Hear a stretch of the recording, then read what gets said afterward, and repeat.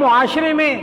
جب دنیا کے کاموں کی تربیت کرنی ہوتی ہے تو اس کا طریقہ کچھ اور ہوتا ہے، اور جب ہم دین کی تربیت کرنا چاہتے ہیں تو کچھ اور طریقہ ہوتا ہے۔ جب ہم چاہتے ہیں کہ بچہ نماز پڑھے تو ہمارا لہجہ کیا ہوتا ہے؟ ہمارا لہجہ یہ ہوتا ہے، اوے اٹھو نماز پڑھو، وقت ہو گیا نماز، چلو بس مولانا میں نے کہہ دیا بچہ نماز پڑھے۔ اللہ کے بندے، یہ آپ کا بچہ جو چل پھر رہا ہے، کیا یہ اسی طرح ہوا تھا کہ یہ چھوٹا سا تھا، بیٹھا رہتا تھا، ایک دن آپ نے ڈانٹ کے اس کو کہا اوے بڑے ہو گئے چلو پھر چلا پھرا کرو، اس دن سے مولانا بس میں نے ایک دفعہ کہہ دیا تھا وہ چل پھر رہا ہے، ایسا ہوا تھا؟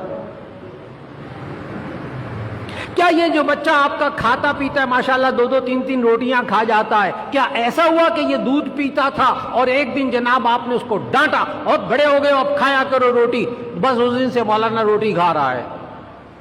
کیا ایسا ہوا تھا یہ جو بچے آپ کے اتنا ماشاءاللہ لکھنے پڑھنے والے ہو گئے، ان کو کاپی اور پینسل اور قلم لا کر آپ نے دیا اور ایک دن ڈانٹا زور سے کہ لکھا کرو پڑھا کرو، اتنے بڑے ہو گئے بس مولانا اس دن سے وہ لکھ رہا ہے پڑھ رہا ہے؟ کیا ایسا ہوا تھا؟ ہم نے تو جناب ان کو کھانا سکھانے کے لیے بڑی محنت کی، ان کو لکھنا سکھانے کے لیے پتہ نہیں کتنے مہینے محنت کی، کتنا